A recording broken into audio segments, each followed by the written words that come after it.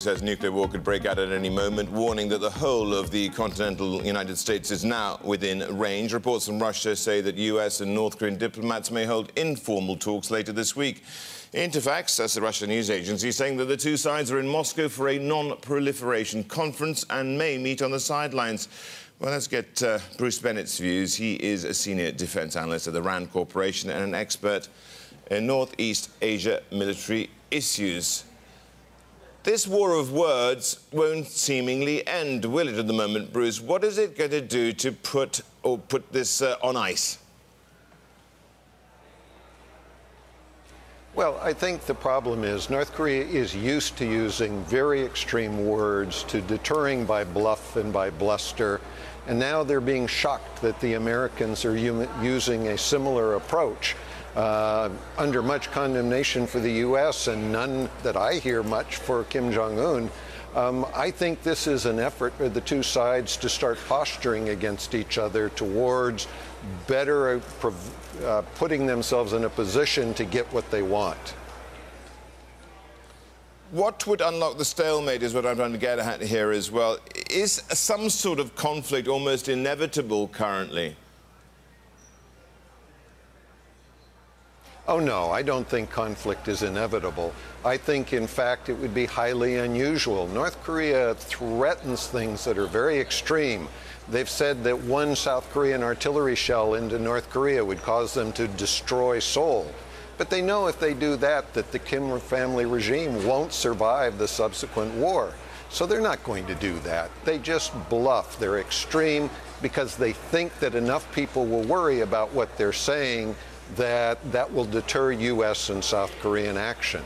So I think they're still trying to deter us, trying to get President Trump to back down and to act more calmly, and haven't decided yet that it's time for them to back down a little bit if they really want to simmer the whole issue down. Bruce, is it bluster on both sides? After all, we had Donald Trump saying that only one thing will work, and everybody took that one thing as being the obvious. Well, I think that it's no one thing that is actually going to work. You need a multidimensional approach to North Korea. You've got to have your economic sanctions, you've got to be doing military actions, not attacks, but actions, and you've got to be doing information operations, the area where Kim is most sensitive, but which we tend not to do. We ought to be trying to do to give us more leverage against him. Well, what sort of leverage can be brought to bear? China seems to have the cards there. They've done a bit. Do they do more? And let me just throw one other thing. I don't like to ask two questions in one, which is this is Party Congress starting off.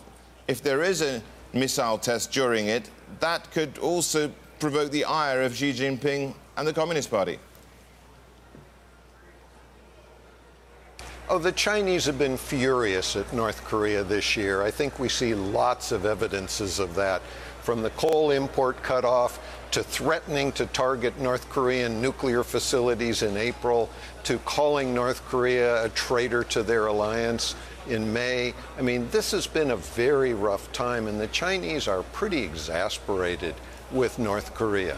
So this is a time when North Korea could strike back by doing something about the Party Congress, and I think China is prepared to slap North Korea even stronger, but not to cause true instability. And so they're on that very fine edge.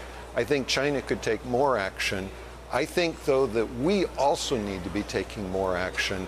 Kim Jong-un is very sensitive to information getting into North Korea, and we ought to be trying to get more information in about what the real world is like, about how dangerous warfare is to his people and not just to us.